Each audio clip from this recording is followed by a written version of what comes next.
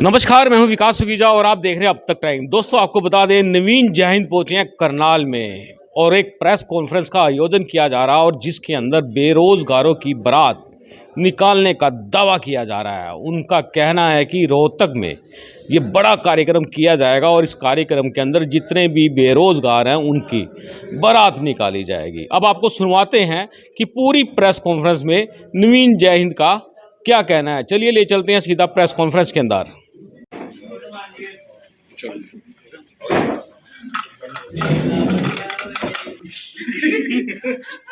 क्या कहना चाहेंगे आप? जी, सभी करनाल के पत्रकार साथियों को नए साल की शुभकामनाएं।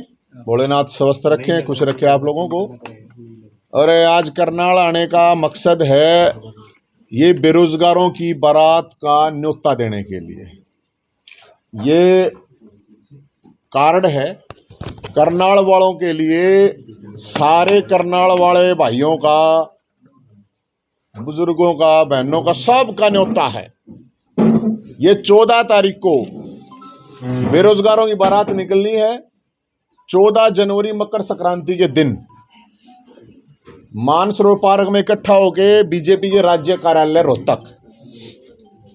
अब आप कहेंगे कि क्यों निकल रही है, तो जानकारी दे देता हूं मैं आपको। ये इसलिए निकल रही है कि आज से 8 साल पहले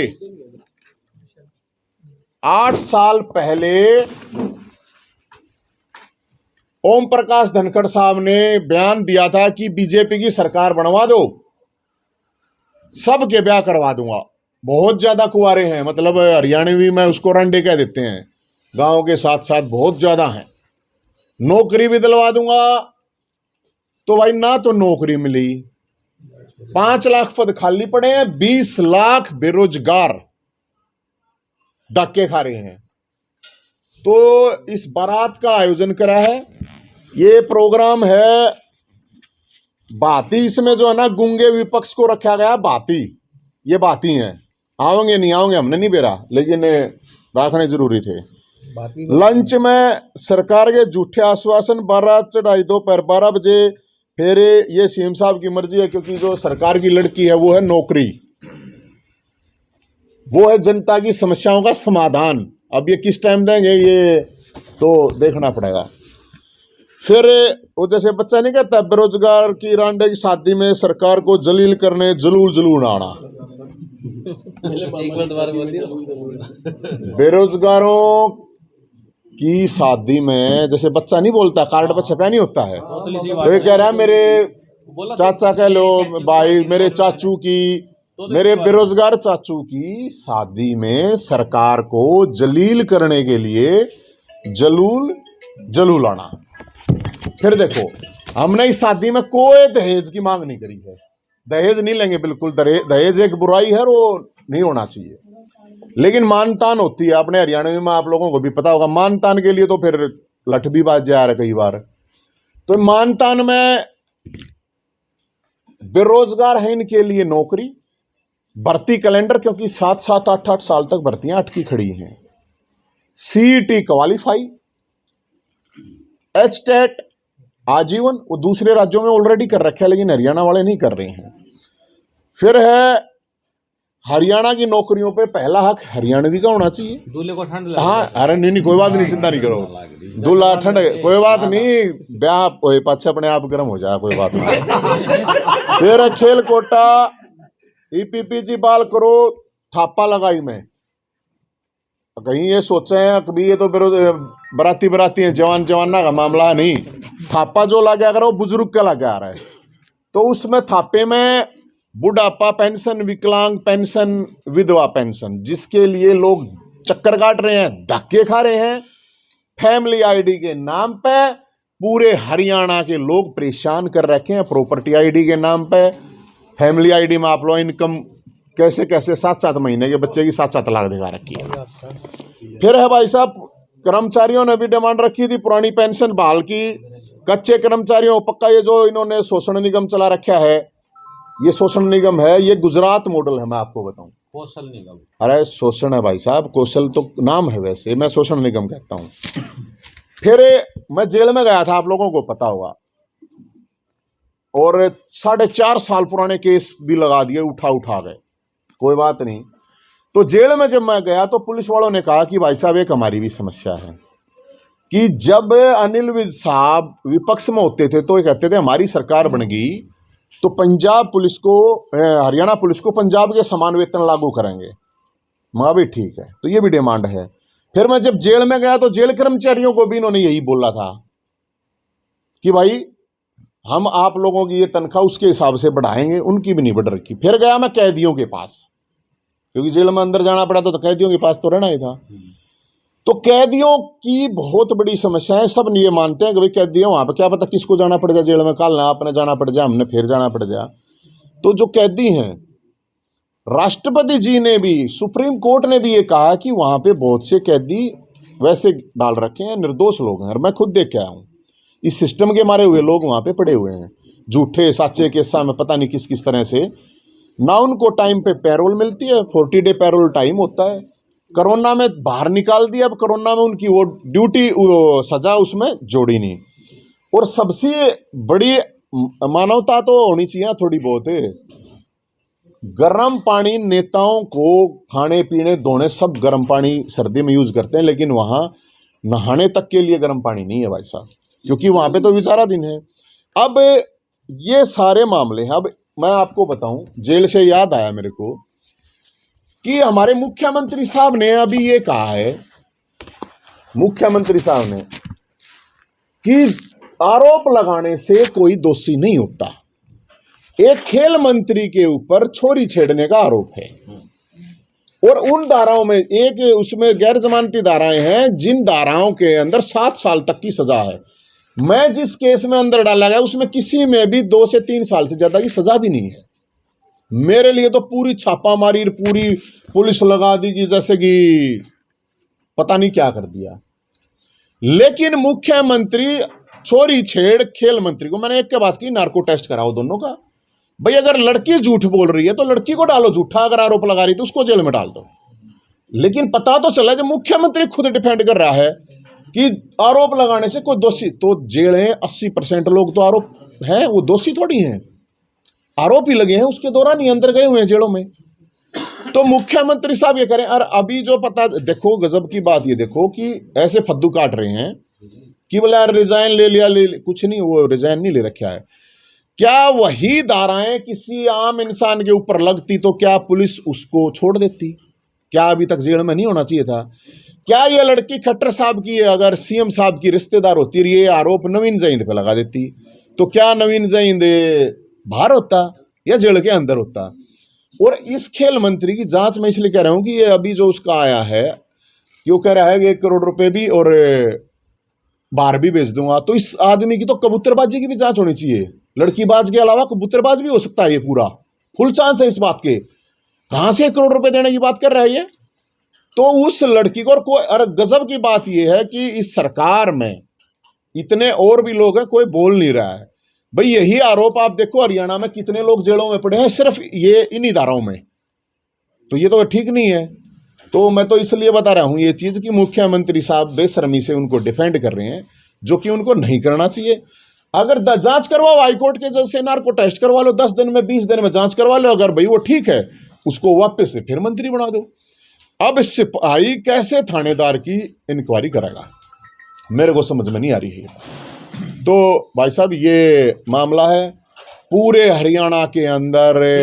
फैमिली आईडी, अब ये नंबर हमने जारी कर रखा है बरातियां के लिए, इसमें 3000 लोगों ने अपना रजिस्ट्रेशन कर दिया है इस नंबर पर 7027 822 822, ताकि रजिस्ट्रेशन, क्योंकि आगे उनको सरकार वाले जहां बारात जानी अरेंजमेंट कर लेना, अपना सारी तरह का अरेंजमेंट कर ले, तो इसलिए ये नंबर है। लेकिन इस नंबर पे और भी लोगों के फोन क्या आ रहे हैं अब कि जी हमारी ये काट दिए। लोग तड़के 5-5 बजे फोन, अब दफ्तरों में चक्कर काट रहे हैं, आपके करनाल में भी जरूर चक्कर काटते होंगे। मैं तो 3-4 जिला में तो देखा है, तड़के 5 बजे लाइन में लगे हैं। 5-5 महीने के बच्चे की इनकम दे दी 5 लाख रुपये, बताओ। बच्चा पैदा नहीं हुआ इनकम दे दी, चल रहा मामला। हाँ तो बताओ, ये तो और खतरनाक बात है। तो भाई साहब हम तो यही कह रहे हैं कि इस बारात के लिए सबको न्योता दे रहे हैं, ये बेरोजगारों की बारात है, और जिसको भी जो भी समस्या है इस सिस्टम से, इस सरकार से, वो अपनी समस्या लेके आए। वहाँ पे सबके लिए खुला है, ओपन है सारा, और अपने पत्रकार साथियों के लिए, क्योंकि उसमें दर्शनाला भी होते हैं ना, हाँ होता है ना ये, इसमें सभी पत्रकार साथी और निमंत्रण नहीं है ना। अरे भाई साहब है, देखो नहीं, अरे ये रे पत्रकार, तुम समस्त पत्रकार हो गए भाई साहब, मीडिया लिखवा देंगे दूसरे कार्ड पे, न्यू नाराज मत हो गए सर। तो हम तो ये, हाँ दूल्हा अच्छी देखियो भाई साहब ये, अच्छा ये थोड़ी एक इशू है, मैं आपको बताऊं, हमारे को मोड़ नहीं मिल पा रहे भाई साहब। अच्छा, जहां मोड़ लेने जा रहे हैं हमें, और जहां घोड़ा बग्गी, क्योंकि घोड़ा बग्गी बिकनी पड़ रही है, वहां पे सरकार के लोग पहले कह रहे हैं, हम जाकर पूछे भाई सरकार कुछ दिन चाहिए हैं, इन्होंने कहा नहीं भाई हमारे, मतलब सरकार देखो घोड़ा बग्गी वालों को भी रोहतक में ये कह रही है कि घोड़ा बग्गी लेके नहीं जाना वहां, बताओ क्या करें। अगर तो करनाल में भी किसी दुकानदार के पास ये मोड़ भी नहीं मिल रहे हमारे को, तो वहां पे तो इनकी बहुत जरूरत है तादाद, क्योंकि बाराती किसी भी टाइम बटे बन सके सरकार का वहां पे, जरूरी नहीं है कि वो है। तो कोई आपका सवाल है तो आप जरूर बता दीजिए। आपने जो है दूल्हे की बात करी है, मेन जो है दूल्हा की बारात आप किसके यहाँ लेके जाएंगे और हरियाणा में किसको आप वो मानते हैं? मैं ये बारात जाएगी बीजेपी के राज्य कार्यालय, क्योंकि वहाँ के अध्यक्ष जी हैं जो अभी भी अध्यक्ष हैं, उन्होंने कहा था, आप लोगों के पास भी बयान है कि हमारी सरकार बनवा दो, हम लड़कों की शादी करवा देंगे। 8 साल पहले वो खुद कह रहे थे कि हर गांव में 200 300 लड़के हैं शादी योग्य हो रहे हैं, लेकिन शादी नहीं हो रही। और ये एक सामाजिक बहुत बड़ी समस्या है हरियाणा के अंदर। तो नौकरी की मांग करेंगे, दुल्हन की मांग करेंगे? मैडम जी बेरोजगार ही बारात है, तो दुल्हन नौकरी कोई सी तो दे दो चीज, वो तो सरकार अरेंजमेंट करे, नौकरी दे देगी तो ब्याह अपने आप हो जाएगा, फिर कोई तो प्रॉब्लम सरकार कह रही मैंने नहीं ब्याह करा, तुम क्या करोगे करके? नहीं। सारे के सारे रांडे थोड़ी रखे जाए भाई साहब, अच्छी बात करो हो। अब वो इन सब कार्यक्रम के लिए आपको फंडिंग कहाँ से होती है? क्योंकि इन सब कार्यक्रम में करने के लिए पैसा भी लगाना होता है, ये सारी चीजों के लिए अपने आप आवांगे फंडिंग ने, हमारे दौरान आदमी की कमी थोड़ी है भाई साहब, मानसा ही माया वो है, मानस है तब पैसे भी है, पैसे का केस होता वो है, फंडिंग की कोई कमी नहीं है। फंडिंग लोग ही फंडिंग कराएं, लोग ही आओगे अपने आप, मन ने किसी से दारू देके थोड़ी बुलाने हैं, बोतल देंगे ले, अपने आप लोग आओगे अपने आप। हमने घोड़ा बग्गी कह रखी है, ये मोड़ा ही कह रखी है भाई, जिनके और जो खासकर शादीशुदा हैं उनसे हम ये कह रहे हैं कि भाई अपना जो शेरवानी है आपकी, जिसकी शादी हो रही है, एक दिन कुंवारा ने दे दियो, कोट पैंट है जिनके घर आते रहे हैं शादी के बाद, उसने ज्यादातर लोग यूज करते नहीं, उनको कोट पैंट दे दियो, तो वही यही चीज है, और उसमें तो कोई वो है नहीं। और फंडिंग की के बाद ये अनूप संधू बैठे, बिंदल साहब बैठे, जिलेराम बैठे, नरवाला साहब बैठे, ये सारे ठीक से अब करने वाला था, आड़े तो जो बराती जाओगे उनकी ये कर देंगे। और बताओ नवीन जी, आप बेरोजगारों की बात कर रहे थे, लेकिन बेरोजगार जो है, बेरोजगारी सरकार से ही बेरोजगारी भत्ता जो ले रहे हैं, कौन ले रहा है? जो अप्लाइमेंट से कौन है मिल रहा? कहाँ भाई साहब, कहाँ देख रहे हो? ये तो फिर वही बात है इनकी, फिर सारी बात सच्ची थोड़ी, फिर तो 7 साल का जो नहीं, सात, आप सिर्फ ये बताएं क्या बेरोजगारी भत्ता नहीं मिल रहा है? अरे नहीं मिल रहा है मेरे भाई जी, नहीं मिल रहा है, बहुत कम लोगों को मिल रहा है। 20 लाख बेरोजगार अकेले सीईटी के, 11 लाख फॉर्म भर रखे अकेले सीईटी के, 2 लाख स्टेट वाले बच्चे, ये तो सीधे सिंपल है, ये तो गवर्नमेंट के उसमें है कि ये रहे भाई। देखो नवीन जी, सामाजिक स्तर पर आप इन बेरोजगारों के लिए क्या कर सकते हैं और आगे के क्या आपने? मैं तो सर इतना कर सकता हूँ, बेरोजगारों के लिए इनकी आवाज उठा सकते हैं, और इनकी आवाज उठा रहे हैं, और सरकार को जगा रहे हैं। सरकार से हम ये कह रहे हैं कि ये जो वैकेंसी खाली पड़ी है कम से कम हरियाणा के अंदर, उन वैकेंसीज को भर दे। अकेले हरियाणा पुलिस में 30,000 वैकेंसी खाली पड़ी है, अकेले एजुकेशन डिपार्टमेंट में 50,000 वैकेंसी खाली पड़ी है, अकेले हेल्थ डिपार्टमेंट के अंदर आपने देखा होगा चौटाला गांव के लोग आए हुए थे, जिस चौटाला गांव में जिसमें 5-5 लोग विधानसभा में हैं, जिसके उसके अंदर भी डॉक्टर नहीं है, 400 बच्चे सिर्फ डिलीवरी के दौरान मर जाते हैं। तो डॉक्टर करीब 30,000 वैकेंसी खाली पड़ी है हेल्थ डिपार्टमेंट में। ये तो मोटे मोटे मैंने आपको डिपार्टमेंट बताए हैं, तो बताओ इनको 306 का मुकदमा क्या होता है? भाजपा नेता के खिलाफ दर्ज है और पुलिस कार्रवाई नहीं कर रही, कैथल पुलिस करनाल, तो फिर भाजपा नेता के खिलाफ है ना भाई साहब, भाजपा नेता के खिलाफ है। 302 का भी हो, 306 का की है, 302 का होगा उसमें भी बचा लेंगे। ये वही बात कह रहे हैं, वो मुकदमा अगर आपके ऊपर लग रहा होता तो, या मेरे पर लग रहा होता तो जेल में होता, लेकिन भाजपा के नेता है तो भाजपा के नेता है तो वो क्यों? इससे बड़ा उदाहरण कोई नहीं हो सकता। एक मंत्री लड़की को छेड़ता और आरोप लगाती है, मतलब उसको पूछताछ तो उससे होनी चाहिए।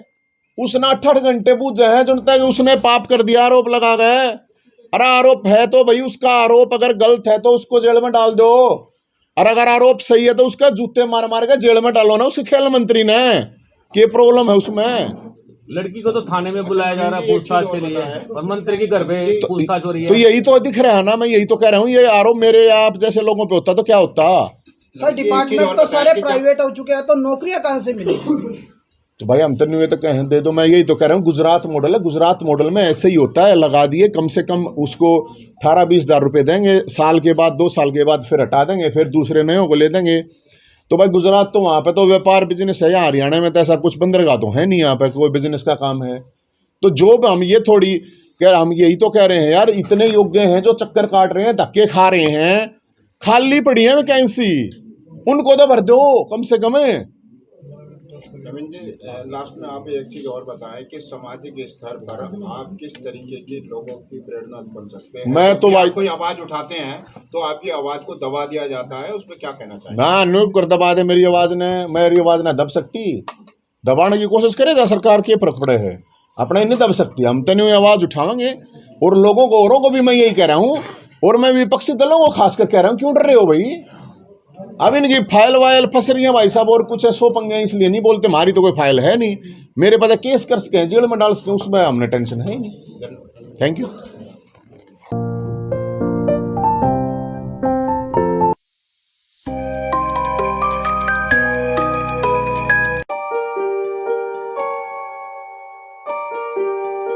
This is important for you and your loved ones. Choose a policy today from Star Health Insurance.